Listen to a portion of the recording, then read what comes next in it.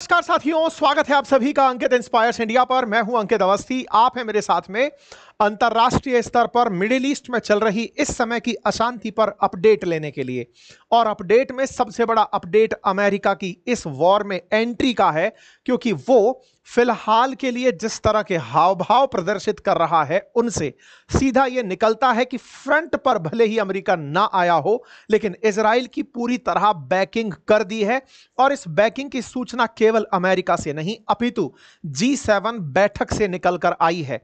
America अगर Israel के पीछे खड़ा है तो G7 की इतनी मजाल नहीं थी कि वो अमेरिका के इतर जाकर कोई बयान दे। यही कारण है कि G7 कंट्रीज ने भी इजराइल की बैकिंग कर दी है, ईरान के खिलाफ खड़े हो गए हैं।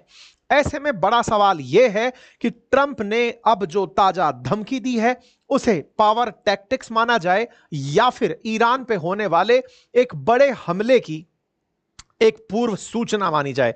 क्योंकि जिस तरह से माहौल बन रहा है उसे देखते हुए दो ही बातें लगती हैं कि इतना प्रेशर ईरान पर क्रिएट कर दो कि वो खुद नेगोशिएशन टेबल पर आकर बैठे और कहे कि हमारे साथ डील कर लीजिए, हम पूरी तरह न्यूक्लियर डिसमेंटल करने को तैयार हैं। या फिर अमेरिका जिस तरह से इजराइल का साथ देने के लिए आगे बढ़ा है, उनके कुछ नमूने आपको इन ट्वीट से देखे जा सकते हैं। ट्रंप ने ताजा जो ट्वीट किया है G7 से अब से 3-4 घंटे पहले ही, उस ट्वीट के अंदर भाषा है कि Iran should have sign the deal. मैंने उससे पहले ही कहा था कि डील पर साइन कर लो। What a shame and waste of human life. Simply stated, Iran can not have a nuclear weapon. I said it over and over again. Everyone should immediately evacuate Tehran. साफ साफ और सीधे शब्दों में सब लोग जो भी ईरान के अंदर हैं या तेहरान में हैं वो देश छोड़कर निकल जाएं, क्योंकि ईरान न्यूक्लियर बॉम्ब नहीं रख सकता। इस तरह से अमेरिकी प्रेसिडेंट का बयान इतना मायने रखता है कि ये आने वाले समय में अगर तेहरान ने यानी कि ईरान ने समझौता नहीं किया तो जबरदस्त तरीके से तेहरान में डिवास्टेटिंग इंपैक्ट होगा।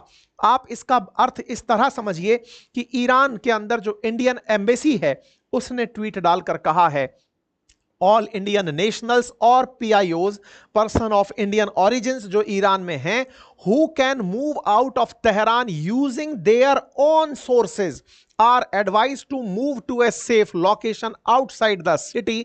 ये अब से 2-3 घंटे पहले का इंडिया का जो ईरान में एम्बेसी है उसका ट्वीट है। इसका मतलब ये मजाक नहीं चल रहा है। भारत ने अपने लोगों को जो ईरान में हैं उन्हें साफ कहा है, जिस भी तरीके से आप बाहर निकल सकते हैं बाहर निकल जाइए, तेहरान में आप सुरक्षित नहीं हैं। अर्थात अब ट्रंप यानी कि अमेरिका इजराइल के साथ खैमने के खिलाफ आकर खड़े हो गए हैं और इसी के चलते एडवाइजरीज जारी की जा रही हैं। देखिए, मैंने अक्सर कुछ प्रोसेस ऑब्जर्व किए हैं, जब जब ऐसी एडवाइजरीज आई हैं उनका इंपैक्ट भीषण रहा है। मैं आपको कुछ पुरानी एडवाइजरीज दिखा देता हूं जो कि इन आसपास के देशों से जुड़ी हुई रही हैं।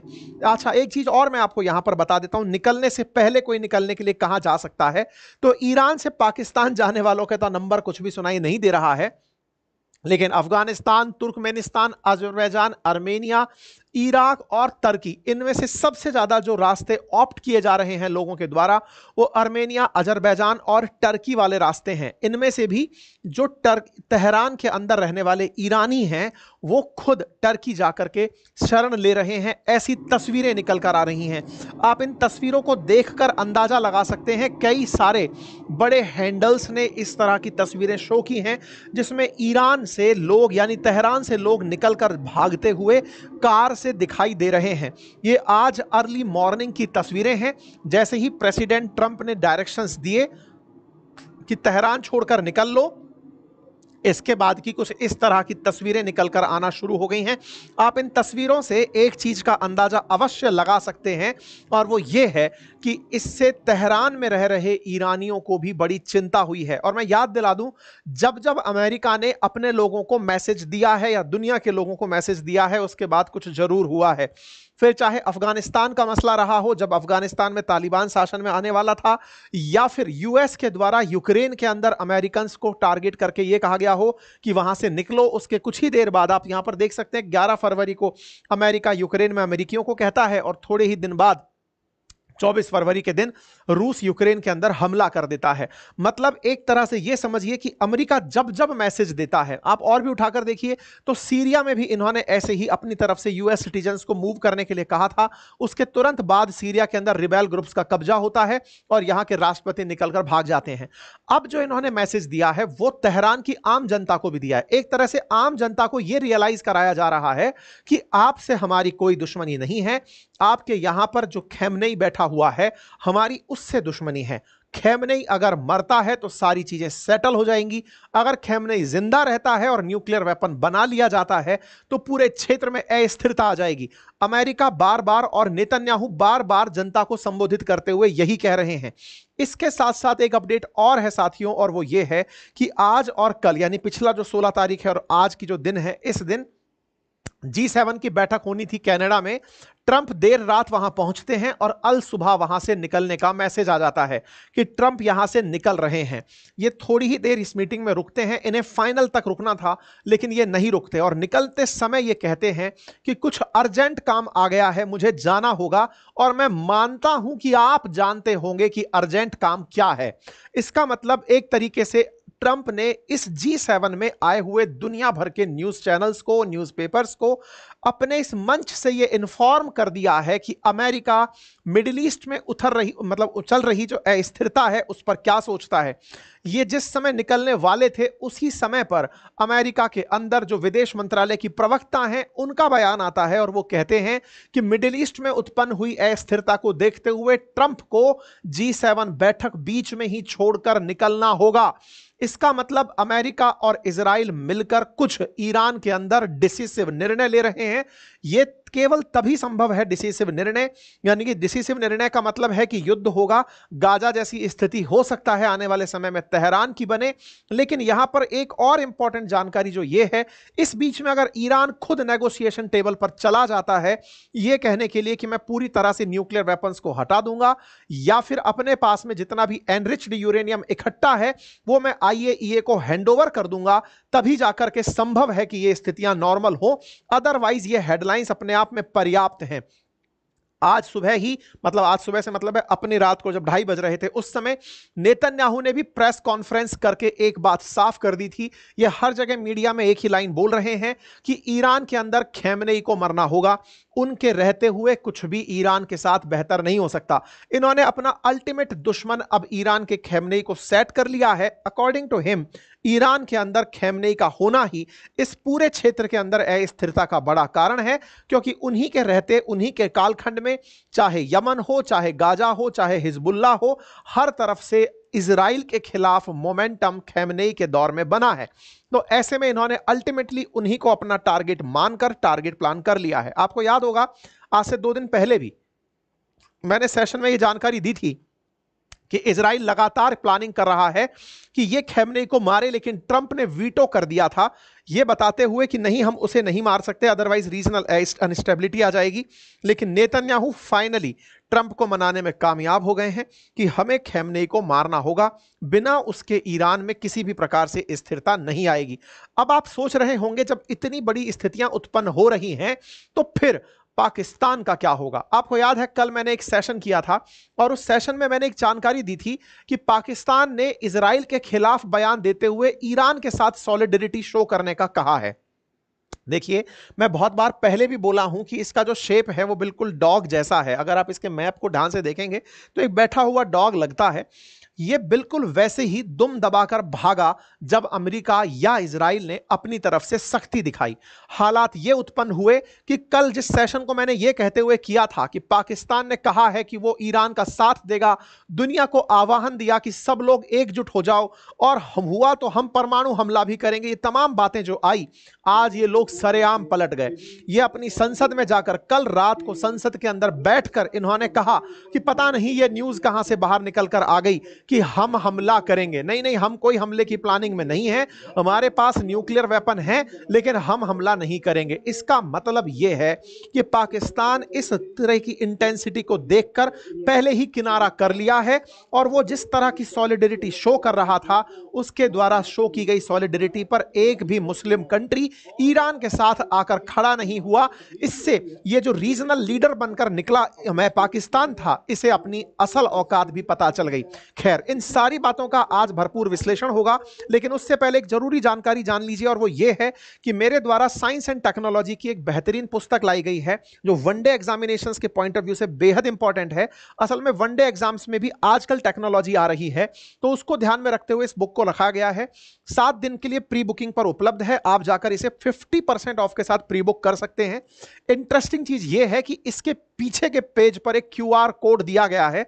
जब आप बुक ले लेंगे उसके पीछे एक क्यूआर कोड है और उसे स्कैन अगर करते हैं तो बुक की जो 50% कीमत आप पे कर रहे हैं वो आपको हमारे कोर्सेज पर यूं की यूं मुफ्त हो जाएगी, यानी कि फ्री हो जाएगी।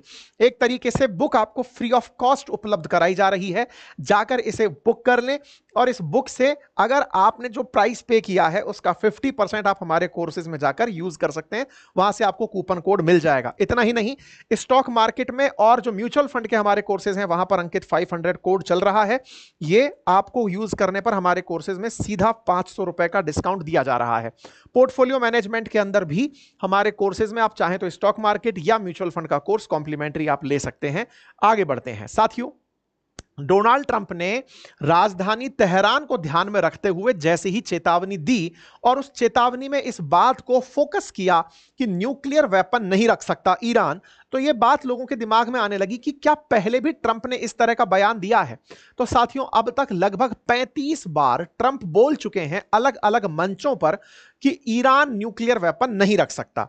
अब नहीं रख सकता, इसी के लिए इन्होंने जो पुराना कार्यकाल था उस समय पर ईरान के ऊपर सैंक्शंस लगाए थे और इन्होंने जो P5+1 कंट्रीज के द्वारा JCPOA नाम का एग्रीमेंट किया गया था पाकिस्तान के साथ, परमानेंट 5+ जर्मनी के द्वारा, उस एग्रीमेंट को तोड़ दिया था खुद के राष्ट्रपति बनते ही, यानी ओबामा के कालखंड वाला एग्रीमेंट इन्होंने तोड़ दिया था। लेकिन ट्रंप ने जब बाइडेन वापस आए तब बाइडेन ने भी हालांकि इनके साथ कुछ भी नेगोशिएशंस नहीं किए। ट्रंप जब वापस आए तब इन्होंने इनके साथ में एक डील करने की कोशिशें की और वो ये थी कि आप अपने यहां से न्यूक्लियर वेपन्स को खत्म कर दो। अब आप कहेंगे सर न्यूक्लियर वेपन तो है ही नहीं, खत्म क्या कर दें। एनरिच्ड यूरेनियम इनके पास ज्यादा इकट्ठा हो रहा है जिसका ये न्यूक्लियर बॉम्ब में उपयोग कर सकते हैं। ट्रंप ने इनसे कहा कि आप टेबल पर बैठिए, एनरिच यूरेनियम वापस कर दीजिए, उसका उपयोग मत करिए, आइए उसको लेकर कुछ डील कर लेते हैं। डील क्या हो सकती थी? डील यह संभव थी कि एनरिच्ड यूरेनियम ईरान पकड़ाता आईएईए को, आईएईए अपनी निगरानी के अंदर उस एनरिच्ड यूरेनियम को उन देशों को जिनका ट्रैक रिकॉर्ड अच्छा रहा है रिएक्टर्स चलाने में या न्यूक्लियर रिएक्टर्स चलाने में, उन्हें डिस्ट्रीब्यूट कर देता और बदले में ईरान के ऊपर से सारे सैंक्शंस हट जाते। सारे सैंक्शन हटने से ईरान के अंदर खूब सारी प्रॉस्पेरिटी आती, दुनिया के देश भर भर के यहां से तेल खरीदते। दुनिया के बहुत से देश जो आज भी आबाद हैं उनके पास न्यूक्लियर वेपन नहीं है, फिर चाहे यूएई हो चाहे सऊदी अरब हो, दुनिया के 8-10 देश ही हैं जिनके पास न्यूक्लियर वेपन है। बाकी देश जो चाहे जापान, साउथ कोरिया जैसे तमाम तरक्की पसंद जो देश हैं उनके पास न्यूक्लियर वेपन नहीं है, फिर भी वो दबा के तरक्की कर रहे हैं। ऐसे में इनका ऑफर इनके लिए यही होता कि आप ग्रोथ की तरफ आगे बढ़िए, इस वेपन की चीज को छोड़ दीजिए, क्योंकि अल्टीमेटली आपकी जो थॉट प्रोसेस है वो उस वेपन को बना करके स्थिरता पैदा करने की है। आप चाहते हैं कि दुनिया के वो देश जो ईरान के खिलाफ हैं उनके खिलाफ आप वेपन का उपयोग करें। इस चीज को हम नहीं बनने देंगे। ट्रंप ने एक तरह से इन्हें यह डील देने का प्रयास किया, लेकिन जब ईरान ने किसी तरह से बात नहीं मानी, ईरान मान भी जाता, पता नहीं मानता या नहीं मानता, क्योंकि शनिवार के दिन तो बात होनी थी, लेकिन उससे पहले ही इजराइल ने धमाके कर दिए, क्योंकि इजराइल जानता था कि ईरान सुधरने वाला नहीं है। और ऐसे में इजराइल ने ईरान के अंदर जो इनके सैन्य प्रमुख हैं, इंटेलिजेंस प्रमुख हैं, उन सबको एक एक करके निशाना बना लिया। इस बात के बाद ट्रंप को लगा कि यार वाकई में इजराइल की खुफिया जानकारी ज्यादा सही रही होगी, अगर हम लोग थोड़ा भी डिले करेंगे तो हो सकता है ईरान अपनी पावर और ज्यादा बढ़ा ले। तो ट्रंप का जो लेटेस्ट स्टेटमेंट है वो यही है, जो आज से कुछ देर पहले का है, कि आप लोगों को न्यूक्लियर वेपन तो रखने नहीं है, साथ में जो लोग भी यहां पर हैं वो तुरंत देश छोड़कर निकल जाएं, उसी में बेहतरी है। इन्होंने बार बार कहा कि make America great again, Iran can not have nuclear weapon, ये अपनी तरफ से यही बात बोल रहे हैं। अमेरिकी व्हाइट हाउस की तरफ से भी यही आया कि ईरान शुड हैव साइंड, उसे डील साइन कर लेनी चाहिए थी, लेकिन वो नहीं किया। ईरान न्यूक्लियर वेपन नहीं रख सकता, यह मैंने बार बार कहा है। अब ऐसे में सभी लोग ईरान तेहरान को छोड़कर तुरंत निकल लें। ट्रंप के द्वारा यह संदेश दे दिया गया है। ट्रंप का यह संदेश कैसे समय पर आया और इसको वर्ल्ड के संदेश के रूप में कैसे लिया जाए, इसको मैं आपको समझाता हूं। देखिए, यह G7 की बैठक हो रही थी। ये कनास किंग्स करके जो रॉकीज हैं कनाडा के, वहां पर ये मीटिंग थी। G7 मीटिंग दुनिया के 7 बड़े जो पावरफुल देश हैं, उनका जो अर्थ में बहुत ज्यादा कंट्रोल रखते हैं, इकोनॉमी पर जिनका बड़ा कंट्रोल है, उनकी मीटिंग थी। France, Canada, Germany, Italy, US, UK, Japan, ये सातों देश एक साथ इकट्ठे हुए। हर साल होने वाली ये मीटिंग थी। इस बार की ये मीटिंग कनाडा में हुई। भारत के प्रधानमंत्री ऑलरेडी यहां पहुंच चुके हैं। Even though Bharat G7 country नहीं है, लेकिन G7 में भारत को बुलाया जाता रहा है। G7 जो देश हैं वो दुनिया की 10% पॉपुलेशन रखते हैं, लेकिन 31% जीडीपी को कंट्रोल करते हैं और 21% ग्लोबल कार्बन डाइऑक्साइड एमिशन करते हैं। यानी कि डेवलपमेंट के नाम पर बहुत सारी मशीनें हैं। दुनिया 10% है कंट्रोल, 31% दुनिया की जीडीपी पर करते हैं।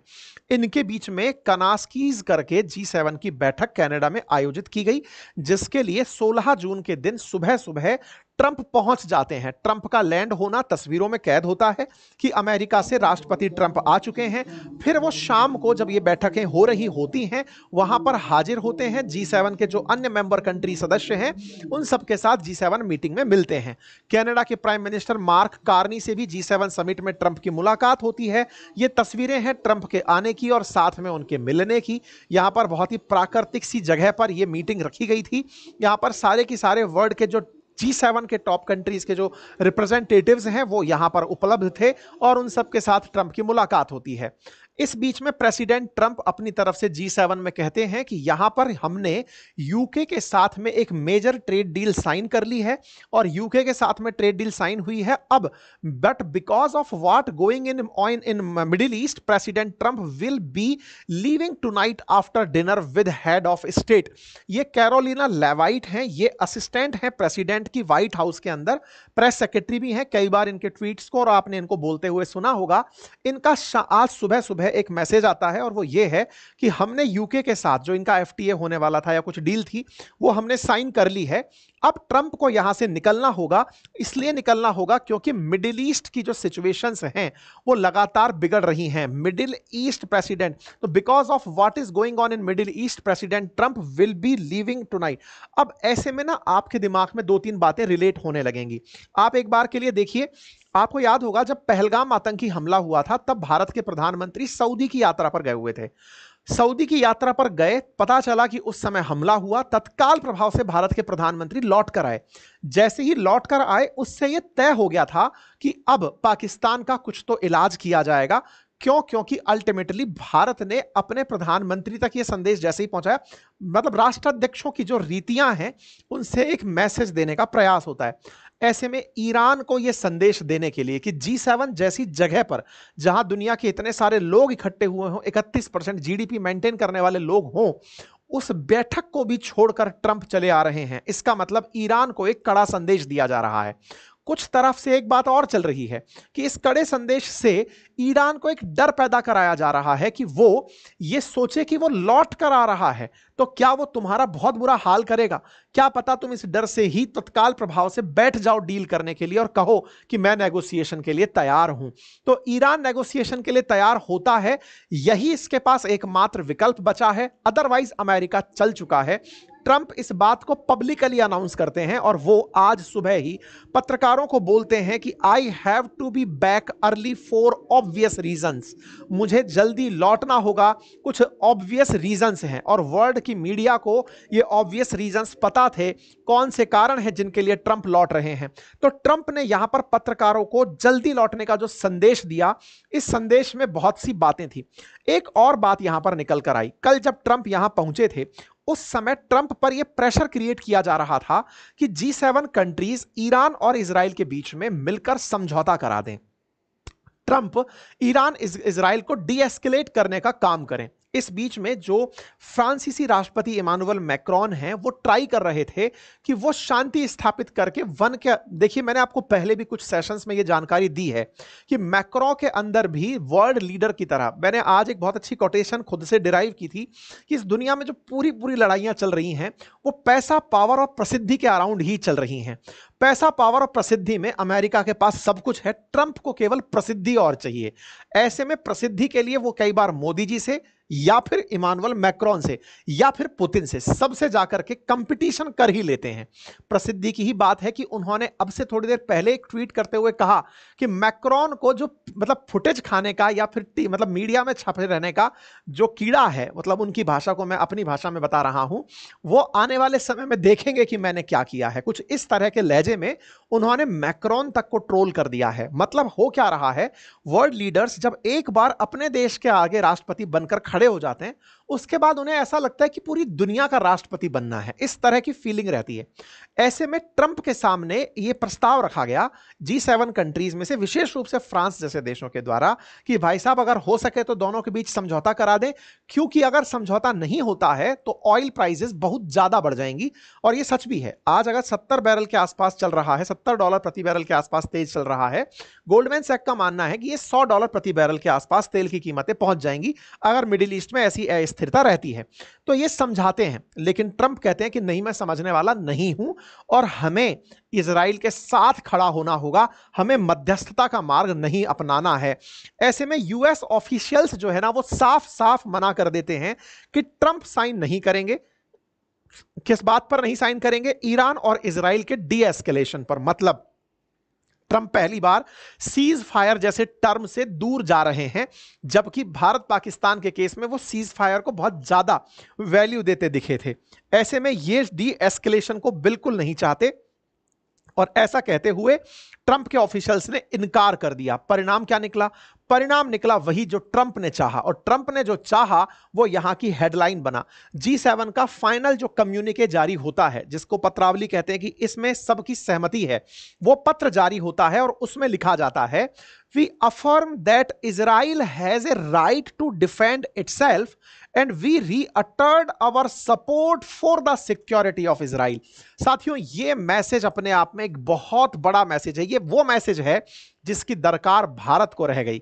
भारत को यहां तक का मैसेज तो हमेशा मिला कि we reaffirm the India has right to defend itself, लेकिन ये जो आगे वाली लाइन थी ना, we reiterate our support for the security of Israel, मतलब हम इजराइल की सुरक्षा में साथ खड़े हैं। ये लाइन भारत को नहीं मिली थी, ये इजराइल को मिली है। G7 कंट्रीज ने साथ में आने की बात कह दी है। साथ ही साथ we also affirm the importance of protection of civilian.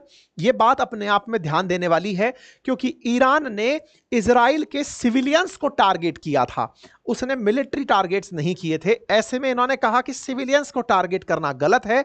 Iran is the principal source of regional instability and terror. यह लाइन अपने आप में बहुत ज्यादा मायने रखती है। G7 लीडर्स का यह कहना मायने रखता है कि ईरान खुद एक प्राइमरी और प्रिंसिपल सोर्स है इस क्षेत्र के अंदर अस्थिरता फैलाने का, उसे यहां से हटाना होगा। यह अपने आप में बहुत बड़ी बात है। We have been consistently clear that Iran can never have a nuclear weapon.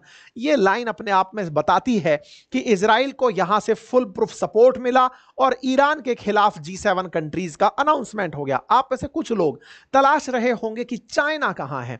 G7 countries में चाइना का नाम नहीं आता है, लेकिन यह देश बिना चाइना भी इस तरह का अगर स्टैंड लेते हैं तो यह अपने आप में बड़ी बात मानी जाती है। मेरे प्यारे साथियों, ये तमाम वो मैसेजेस हैं जिन मैसेजेस को मैं आपको बता रहा हूं कि ये इमानुएल मैक्रोन पब्लिकली सीकिंग, देखिए मैक्रोन का भी ट्वीट दिखाई देता हूं, मैक्रोन पर ट्रंप का जो कटाक्ष है वो देख लीजिए। Publicly seeking president Emmanuel Macron of France mistakenly said that I left the G7 in Canada to go back to DC to work on a ceasefire, कि मैं सीज फायर कराने के लिए, अब देखो ये बात बहुत इंपॉर्टेंट है, publicity seeking president Emmanuel Macron. मतलब मैंने कहा ना, पैसा, पावर, प्रसिद्धि आजकल के राजनेताओं में हो या फिर किसी में भी, मतलब हर तरह से रिश्ते भी आजकल इसी तरफ चल रहे हैं, पैसे की तरफ, पावर की तरफ, प्रसिद्धि की तरफ, कि जिसके पास जो है वहां पर लोग पहुंच जा रहे हैं। ऐसे में publicly president publicity seeking Emmanuel Macron, ये कहने का क्या मतलब था? क्योंकि ट्रंप खुद जानते हैं कि इसका क्या मीनिंग होता है। Publicity seeking president Emmanuel Macron ने कहा है कि ट्रंप गए हैं सीज फायर करवाएंगे। बोले नहीं, मैं सीज फायर कराने नहीं गया हूं। He has no idea why I am now on my way to Washington, but it certainly has nothing to do with a ceasefire। मैं सीज फायर नहीं कराऊंगा, क्योंकि ट्रंप आजकल शांति दूत बनकर निकले थे, तो लोग इनके इसी अंदाज में मजे लेने लगे कि जल्दी जा रहे हैं तो सीज फायर करवाएंगे, जा रहे हैं। मच बिगर देन दैट, उससे भी कुछ बड़ा होने वाला है। वेदर पर्पसली और not, Emmanuel always get it wrong, stay tuned. भाई साहब, ये इमानुअल मैक्रोन को भी ट्रोल कर दिए हैं। इसका मतलब यह है कि इमानुअल मैक्रोन ने कुछ भी हो, ट्रंप को इतना तो उकसा दिया है कि ये सीज फायर नहीं कराएंगे। मतलब एक तरह से ये क्लैरिटी आने लगी होगी आपके दिमाग में, सीज फायर नहीं होने वाला। या तो ईरान आकर सरेंडर करके ये कहे कि ये पकड़िए न्यूक्लियर सिस्टम अपना हटे, या फिर अब आपको आज में बहुत तगड़े धमाके देखने को मिल सकते हैं, रात तक या कल तक देखने को मिल सकते हैं। ठीक है, American forces are maintaining their defensive posture. यहां पर अपडेट आने शुरू हो जाते हैं, डिफेंस सेक्रेटरी की तरफ से आने लग जाता है कि हमारी फोर्सेज पूरी तरह तैयार हैं और हम अपने हितों की सुरक्षा के लिए यहां पर खड़े हैं। लेकिन इस बीच में कुछ हैंडल्स ये न्यूज ही चला देते हैं कि साहब अमेरिका ने पूरी तरह से अपनी फोर्सेस को भेज दिया है इजराइल के साथ। बोले भेजा नहीं है, हम वहां खड़े हैं कि हम पर हमला हुआ तो हम आपके सामने आकर खड़े हो जाएंगे। यह अपने आप में अमेरिका का इजराइल के साथ अलग तरह का संबंध है। अमेरिका ने अपना एयरक्राफ्ट कैरियर यूएसएस निमिट्ज भी यहां पर भेज दिया है, जिस पर तमाम प्रकार के एयरक्राफ्ट खड़े हैं। और ये मिडिल ईस्ट में पहुंचकर अगर ईरान कुछ भी गुस्ताखी करता है तो यहां से उड़ करके फाइटर जेट्स ईरान के अंदर हमला कर सकते हैं। पेंटागन ने अपनी तरफ से साफ कह दिया है कि ये क्या करने की स्थिति में है। सारी तैयारियां इस समय पर चल रही हैं। एक कंपैरिजन चार्ट आया था ईरान और इजराइल के बीच में कि किसके पास कितनी शक्ति है।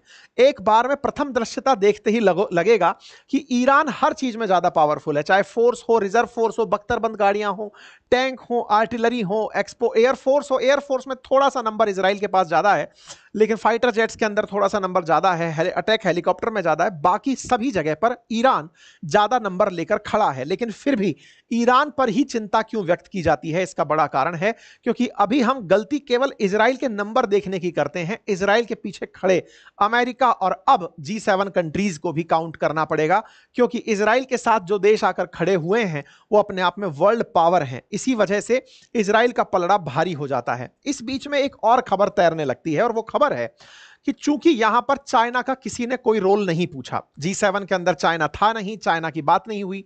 तेहरान के अंदर एक चाइनीज कार्गो उतरते हुए देखा गया। ये तस्वीरें हैं जो इस तरह से निकलकर वर्ल्ड फ्लाइट रिकॉर्डर पर आई कि ईरान के अंदर एक कार्गो जो कि सामान ले जाने वाला जहाज है वो चाइना से तेहरान पहुंचा है, यानी चाइना से ईरान पहुंचा है। फ्लाइट रडार 24 ने इसको कैप्चर किया और एक वीडियो सरफेस होने लगा कुछ इस तरह से कि इस तरह का एक कार्गो एयरक्राफ्ट है वो आया है। अब इस कार्गो एयरक्राफ्ट में कुछ भी हो सकता है, कुछ भी से मतलब इसके अंदर हो सकता है डिफेंस सिस्टम, जैसे S-400 भारत के पास है, ऐसे ही रूस से इन्होंने भी लिया हुआ है, क्या पता वो सिस्टम यहां भेजा जा रहा हो, या फिर कुछ ऐसा सिस्टम चीन ने ईरान के साथ डील कर लिया हो जिसे चुपके से यहां भेजा जा रहा हो। अब ये कयास लग रहे हैं कि क्या चीन ईरान का इस युद्ध में साथ दे रहा है। रूस ने अपने पत्ते अभी तक नहीं खोले हैं।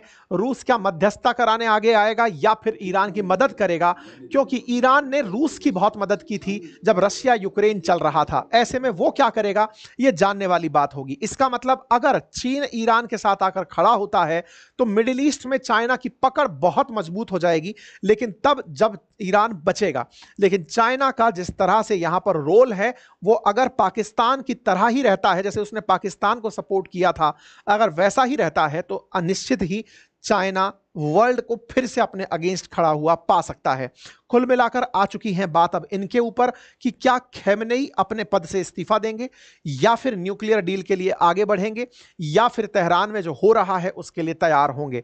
आप लोगों को क्या लगता है इस विषय पर, वो अपनी राय कमेंट बॉक्स में जरूर दीजिएगा, क्योंकि कहा जा रहा है कि ईरान ने पहले ट्रंप से रिक्वेस्ट की थी कि युद्ध रुकवा दो, इसलिए संभावनाएं तरह तरह की हैं, लेकिन नेतन्याहू मानने को तैयार नहीं है। वो साफ हर जगह कह चुके हैं कि साहब मैं नहीं चाहता कि इस युद्ध को रोका जाए, मैं चाहता हूं कि खैमनेई को खत्म किया जाए, ईरान को आजाद किया जाए, ईरान फिर से नई जिंदगी जीना शुरू करे। चाइना ने लेकिन यहां पर एक दाव और चला है, जिससे यह पता चलता है कि यह ईरान के साथ कैसे खड़ा है। असल में चाइना ने अपने लोगों को इजराइल में कहा है कि वहां से निकल लो, वहां पर सुरक्षा के ज्यादा दिक्कतें हो सकती हैं। इंटरेस्टिंग पार्ट है कि इजराइल में रह रहे अपने नागरिकों को चीन ने कहा है कि निकल लो। इसका मतलब यह हुआ कि ईरान इजराइल पर बड़ा हमला करने वाला है। चाइना ने यह इजराइल में रह रहे अपने लोगों को मैसेज के थ्रू दिया है। मतलब एक तरह से यह समझिए कि अब पूरे इजराइल को निशाना बनाया जाएगा। ईरान इस बात की तैयारी कर रहा है। हालांकि इंडिया ने ईरान में रह रहे अपने सिटीजन से कुछ कहा है, इजराइल में रह रहे सिटीजन से हमने कुछ नहीं कहा है। ऐसे में बड़ा सवाल यह है कि ईरान के लोगों ने तो इस मैसेज को ले लिया कि हां भाई उन्हें तेहरान छोड़ देना चाहिए। क्या इजराइल के लोग इस मैसेज को लेंगे कि ईरान उन पर हमला करेगा और हमला करने से उन्हें भागकर चले जाना चाहिए? यहां पर यह बड़ा सवाल है। और यहां पर खैमनेई का आज का ही ट्वीट है और वो है कि help from Allah and immediate conquest the Islamic Republic will Trump over the Zionist regime by the will of God. मतलब कि अल्लाह ताला की वजह से ये लोग जो हैं ये इजराइल के ऊपर विजय प्राप्त करेंगे, ऐसा इनका आज सुबह का खैमनेई का ट्वीट था। अब इसका मीनिंग निकलता है तेहरान टाइम्स के माध्यम से और वो ये है, A stern warning to residents of the occupied territories in the coming hours. The Islamic Revolutionary Guard Corps Air and Space Forces will carry out a targeted attack against the occupied territories in response to the Zionist regime's direct aggression against the civilian area. इसका मतलब इन्होंने साफ कहा है Iran वालों ने कि जितने भी लोग इजराइल में रह रहे हैं उन्हें हम मिलिट्री टारगेट ही मानते हैं। एनी सिटी, फैसिलिटी और centre located within the occupied territory, क्योंकि इजराइल को ये ऑक्यूपाइड टेरिटरी बोलते हैं, will be considered as legitimate military target. मतलब ईरान का स्टैंड है कि वो इजराइल पर जो हमले कर रहा है, सिविलियंस को जो मार रहा है, वो सिविलियंस को मारना भी मिलिट्री टारगेट है। You must evacuate the cities immediately. यानी ईरान ने वही दाव इजराइलियों पर चल दिया है जो अमेरिका ने तेहरान के लोगों पर चला है। देखना होगा ये टेंशन कहां तक जाती है। कुल मिलाकर के आने वाला समय दोनों ही देशों के लिए काफी चिंताजनक है। ऐसे में अगर इनके बीच में कोई डील होती है तब तो कुछ भला होगा, अदरवाइज मिडिल ईस्ट फिर से लाल होने जा रहा है। पाकिस्तान का तो खैर क्या है, ये तो पहले ही सॉरी सॉरी बोलते हुए किनारे हो गया है। ये तो बेचारा मजाक देने आ जाता है, बाकी कोई मतलब है नहीं। चलिए फिलहाल के लिए इतना ही। आप सभी से गुजारिश है अपडेटेड रहने के लिए चैनल को सब्सक्राइब कर लीजिए। आप में से तमाम साथी अभी भी 50-52 हजार लोग जो लाइव हैं, आप में से आधे से अधिक लोगों ने चैनल सब्सक्राइब नहीं किया हुआ है। इसका कोई चार्ज नहीं है, लेकिन आप इसे सब्सक्राइब करते हैं तो आप तक सूचनाएं तत्काल प्रभाव से पहुंचती हैं। मैं अन्य सूचना के साथ जल्दी ही हाजिर होऊंगा तो आप तक वो जानकारी पहुंचेगी। ठीक है, साथ में जो हमारी साइंस की बुक जिसके लिए प्री बुक ऑफर ओपन किया गया है, आप जाकर उसे एक्सेस करें। और हाँ, इस बुक के परचेज के साथ इस बुक के ऊपर एक QR कोड है।